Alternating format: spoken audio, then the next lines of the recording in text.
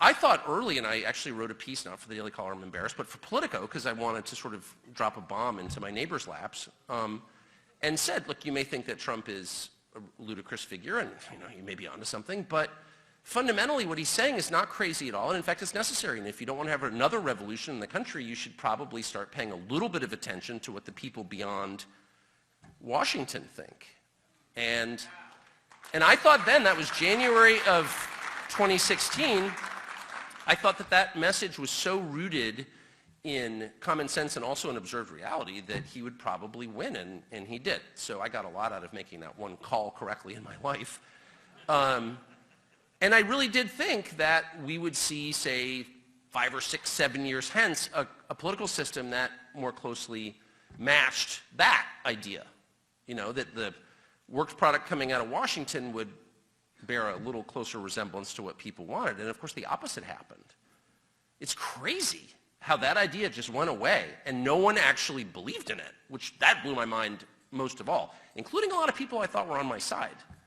Including a lot of people who paid a lot of lip service to, put the country first. I personally don't like the term America first because I think it is loaded, but just common sense stuff. Like if something really dramatic in your country happens, like young people can't, I don't know, get married, or buy houses or have any hope for a future that approaches, the middle class upbringing they had, then you've got a huge problem and someone should be responding to that. And if your economy is like on the brink of collapse, if your country's literally bankrupt, someone would say that. And if food inflation gets so crazy that, people are actually complaining about it, at least where I live. I spend a lot of the year in rural Maine. That doesn't make me an expert on the people or anything. I'm fundamentally a rich kid, obviously. But I do live among people who aren't rich, and they're like legit upset about what groceries cost, like for real, and what gas costs. And now that we've drained the Strategic Petroleum Reserve, they're about to find out that it could get way higher than it is. So these are just real concerns. It doesn't mean they're the only concerns, but they can't be completely ignored, or you're going to have a volatile situation on your hands, and why wouldn't you? Angry people who feel like they have no recourse, who don't think elections are real, and they're totally right, obviously. Let's stop lying. There's a lot of truth in that. And those people are, they have real grievances, legit grievances. And the only way to tamp those grievances down is not by creating some East German surveillance state, which we have done, or throwing people in prison for loitering outside the Capitol, which is their house after all. That doesn't work long term. It didn't work in Eastern Europe. It won't work here. The only thing that does work is kind of giving them not all they want, but some. Or how about this? Let's just start with pretending you care. But you know what doesn't work? Saying we're going to spend $100 billion in other countries. And I don't care how virtuous the case those countries make is, and I don't care how much I personally may agree or disagree with what those countries are doing. That is immaterial. The job, the moral duty of the people running a country is to look out for the people in that country, period. That's always true. And it doesn't mean they can't help other people or whatever, but if they pay no attention whatsoever, and in a moment when every person, 350 million Americans, everyone, regardless of political affiliation, can feel that something bad's coming, everybody knows that. Everybody knows that. I mean, if you've been to church once in the last year, have you thought about the end times recently? Yes, you have. I'm serious. Because you can feel that abrupt change is coming, and that's very disconcerting. And so rather than reassure people that, we kind of got your back a little bit, by the way, we're going to spend $100 billion on other people, and the border security part is purely designed to make it easier for more people to come here illegitimately. That's freaking scary, okay? So I don't have TV at home, and I don't watch TV. We haven't in years, because my wife is fiercely opposed to television. But obviously, I have some familiarity with the genre. So I'm thinking to myself, the other day I was like, I wonder what they're saying about this on TV, but I'm just being honest, I have no way really of knowing. So today, this afternoon, 2 o'clock this afternoon, I'm in the hospital visiting a very sick relative. And in the room, and I'm very focused on this, and it's a drama familiar to everyone who has a family, and these are the saddest moments in your life, but I'm sitting there, and the TV is cranked way up because it's a facility for older people and no one can hear well. So when they watch TV, it's like, bam, it's loud. And it's a channel that I'm familiar with. I guess I'm familiar with all of them, having worked at all of them, and admit I've been fired from all of them. But this is one I know well, and I'm thinking, well, I wonder what they're saying about all this. You know, because their job is to be, you know, opposed to this. And they take the White House briefing. And the White House briefing is just a humiliation exercise because it's administered by the dumbest person in public life. Like, so dumb it's unbelievable. And I'm not being mean, I feel sorry for her. By the way, intelligence is not a moral category. My dogs are dumb and I love them. So I'm not sort of judging her, but I'm just saying is, you know, this is like a mouth breather, okay? And the whole point of her being the White House spokesmoron is to tell you that the people in charge have no respect for you, so we're going to put the dumbest possible person we can up there. And she's prattling on about Iran, and I'm just waiting for her. Like, she doesn't know Iran from Innsbruck, okay? She has no idea what she's talking about, right?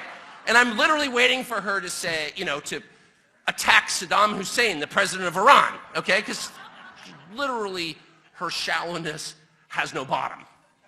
It's like a Zen koan. That's almost like a Kamala Harris line, actually. Anyway, and then they come back, and they're totally taking her seriously. And then the oiliest fake admiral spokesman who've ever commanded a ship literally can't run a Boston whaler. He's been a flak his whole life. Admiral. He's a liar, and I know him personally. He's a liar, and everyone who's dealt with him knows he's a liar. And they're like, well, he says this. And the upshot is, we got to attack Iran. Now, I'm thinking to myself, I have no love for Iran, and I can certainly see why people want to attack Iran. All I'm asking is just to put one person on TV to point out that there are consequences to the United States that may not be entirely positive to doing this. That maybe another moral victory, and we've won a lot of those recently. I don't know, are you guys sick of winning moral victories? We've won a lot of important moral victories. I interviewed someone the other day, a major political figure from the UK, and he's like, well, we've let all these refugees in, and it's really been a great moral victory. And I was like, I was just in your country, and it's garbage. I mean, it smells, and it's pathetic. And like, do you think that, I know you're psyched about your moral victory, you're good people, trust me, you're good Anglicans. I'm really so impressed by you morally, but like, has there been a downside in real terms? And he's like, oh, I can't answer that question, not allowed.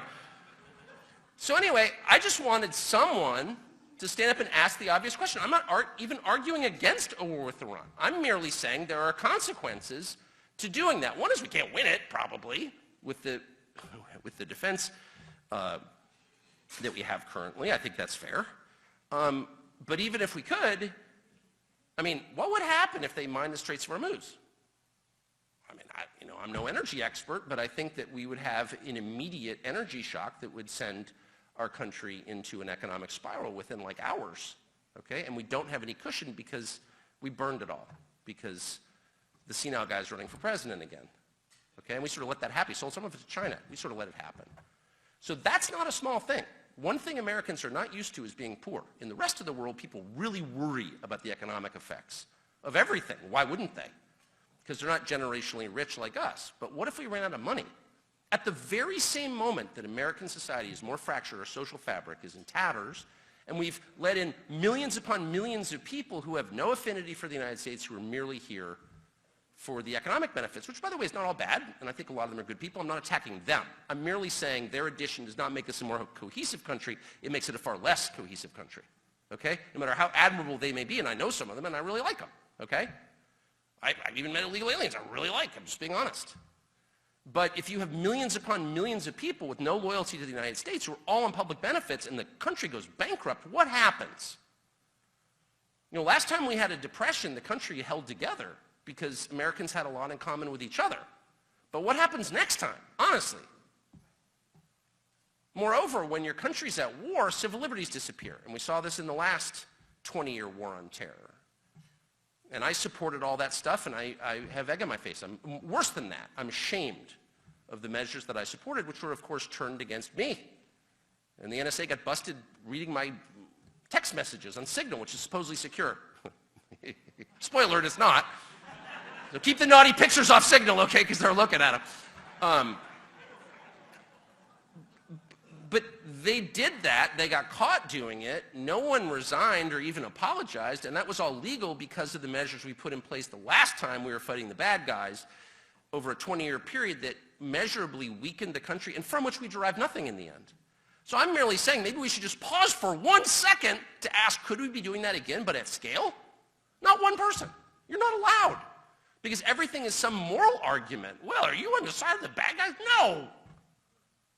And so I look at how this is arrayed, and again, I can't tell you how disgusted I am by the behavior of people who said they were conservative and cared about the country and clearly don't. Because no one asked that question. They're all too afraid. And then the other side, the wackos running around calling for, the pro-Hamas people, decolonize, they're mad at Israel for being white and they want to kill everybody. Obviously, if forced to choose, I go with Ben Shapiro, okay? But I shouldn't have to choose. Like, there should be the America guy in the middle who's like, I have strong sympathies here, and morally I'm on one side, but I'm an American and I've got a ton of kids. Well, I'll speak for myself. I am an American. I was born here. I will die here. I have a ton of kids, and I kind of want them to be able to live here in a country that resembles the one in which I grew up. And what about them? Shut up! Oh, shut up's not good enough, actually. And the spirit of fear, and I hate to use the term, but groupthink, that is descended upon lawmakers and, I would say, movement leaders in Washington, where no one can say something that's completely obvious. Because, you're anti-Israel? Well, no one's going to call me anti-Israel. I like Israel. And one of the things I love about Israel, in addition to the fact it's beautiful and great food, took my kids there on vacation, is I like the Israelis. What do I like about the Israelis? They're proud of themselves and their country. I like that. I like secure people. But I don't know a single Israeli, and I say this as a compliment from my heart, I don't know a single Israeli who would jeopardize his own country's economy or safety for another nation. Because they care about their nation. Like, what the hell? I'm saying this as a compliment. But why would we do that? And when I see leaders on the left and right call for refugees from Gaza to be imported here, they're too dangerous for other countries, but we should take them? What are you saying? What are you saying about how you feel about my country? You're saying you consider it a trash bin. Throw the refuse there. No one else wants to deal with it. America will deal with it. Well, how about no? How about anyone who even suggests something like that? Speaking of a betrayal of your country, that's just telling me everything I need to know about how you feel about the United States of America. And I'm disgusted by it. Did you even think something like that? Really? And yet that is considered like kind of within bounds. And I notice there's a few Republicans who are like, well, that could happen, and we're going to pass legislation preemptively to make sure it doesn't. It's like, why would we even have that conversation? That is truly nuts. It's nuts. And more than anything, it's revealing of an attitude that is poisonous and that everyone else in the country can feel. They know it. And again, don't look to me because I live in my family summer house. I'm not pretending to be, what J.D. Vance actually is, which is the son of middle America, of working America. I'm not. But I try to observe, and I try to talk to people. I like people. And I can tell you, I can promise you, that the level of resentment toward those attitudes is extremely high. It's extremely high. And it absolutely should be.